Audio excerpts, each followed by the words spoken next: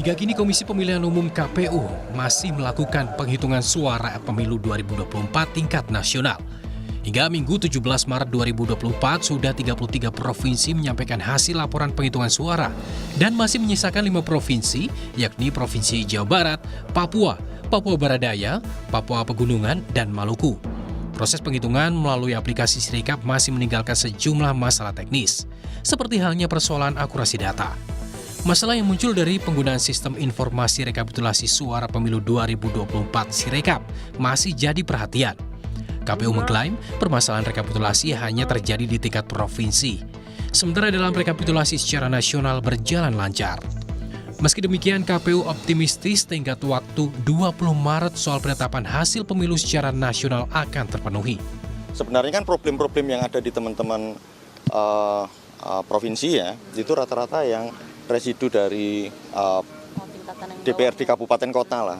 Kalau DPR RI, DPD, apalagi Pilpres, Pilpres itu selesai semua secara prinsip gitu. Kalau kita lihat perkembangannya, sebagaimana update-update yang selalu juga kita lakukan, tentu kami optimis bahwa kemudian tenggat waktu 20 Maret tahun 2024 tentang penetapan hasil pemilu secara nasional akan bisa kita penuhi di situ.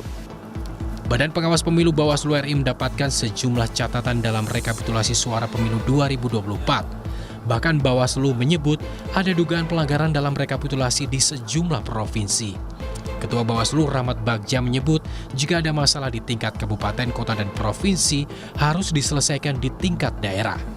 Jika ada keberatan, ada permasalahan itu diselesaikan di tingkat yang berjenjang. Misalnya masalah di kecamatan, di tingkat kabupaten kota harusnya sudah terselesaikan. Ada masalah kabupaten kota, di provinsi sudah terselesaikan.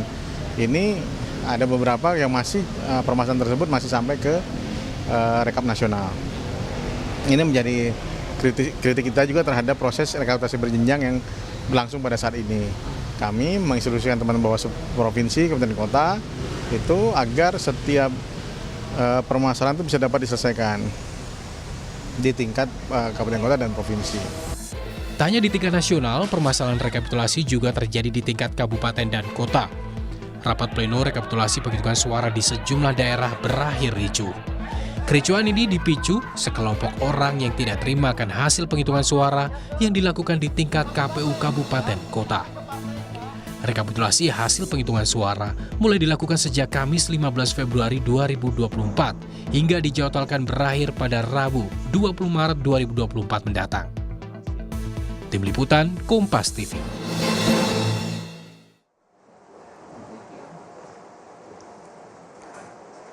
Saudara, rekapitulasi suara pemilu 2024 masih berlanjut, tapi proses rekapitulasi masih menimbulkan sejumlah masalah di tingkat kabupaten, kota, hingga provinsi. Kita juga akan membahas ini bersama dengan Komisioner KPU periode 2017-2022, Ilham Saputra. Selamat sore, Mas Ilham. Selamat sore, Mas. Mas Ilham, sebenarnya apa yang terjadi pada proses rekapitulasi pemilu tahun ini? Kenapa banyak sekali reaksi? Ya, tentu bermula dari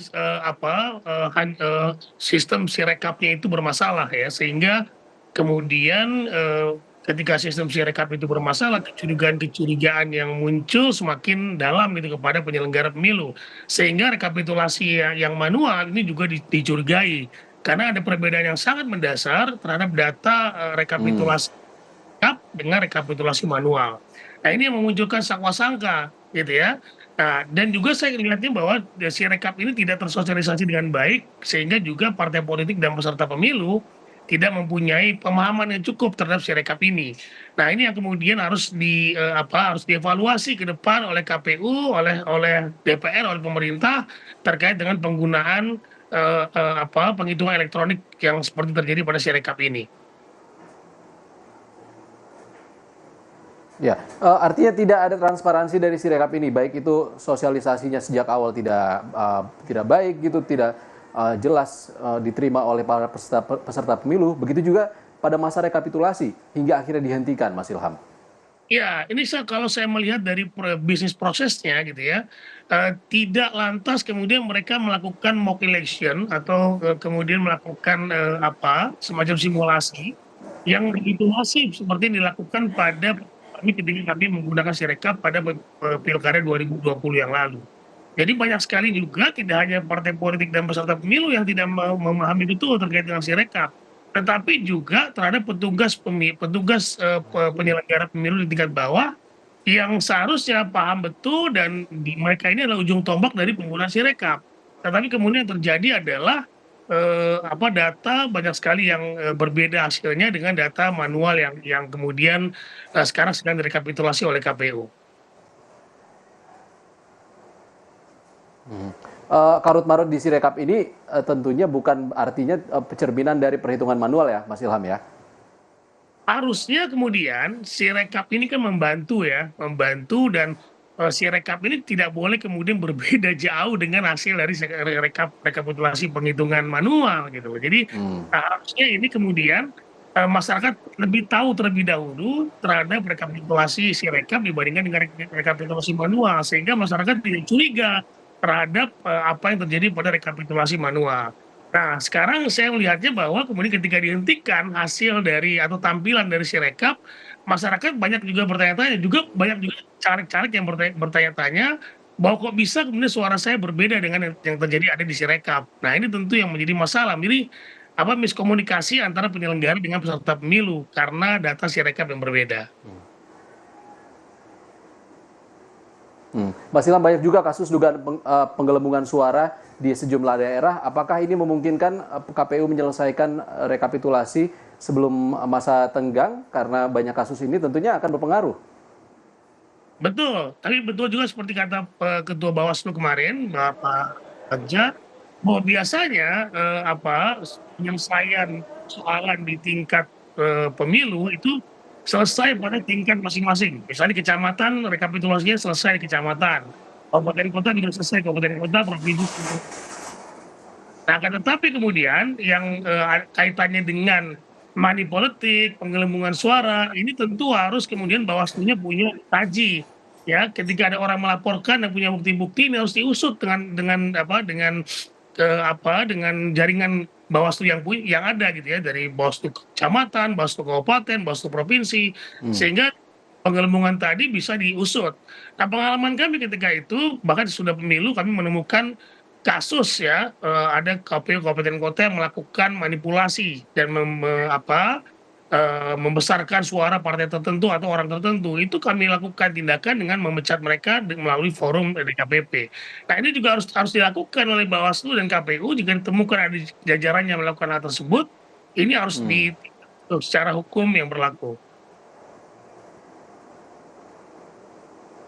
Kalau Ketua KPU Hasyim Asyari bilangnya kan terjadi gejolak di sejumlah daerah, tapi secara nasional ini aman-aman saja. Harusnya kan ini sebenarnya kolektif hasil yang diperoleh dari daerah-daerah kan, Mas Ilham?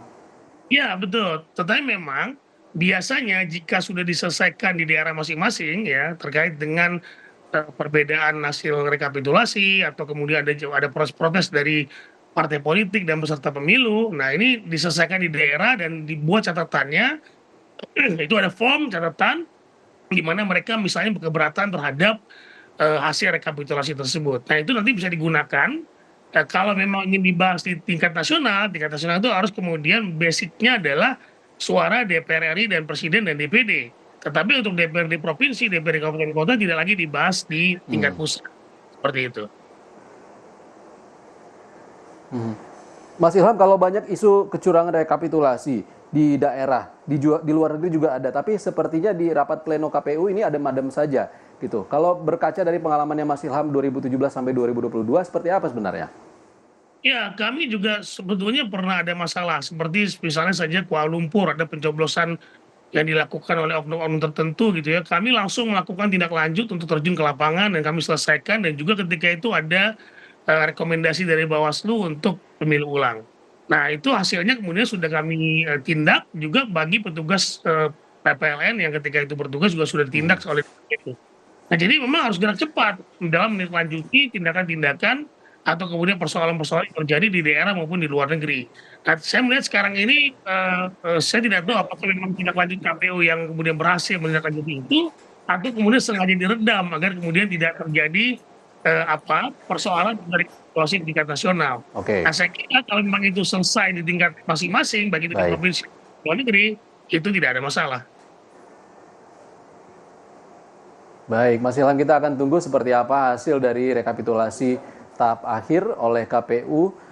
Terima kasih Komisioner KPU periode 2017-2022, Ilham Saputra, sudah berbagi pandangan bersama kami di Rumah Pemilu. Terima kasih, Mas Ilham.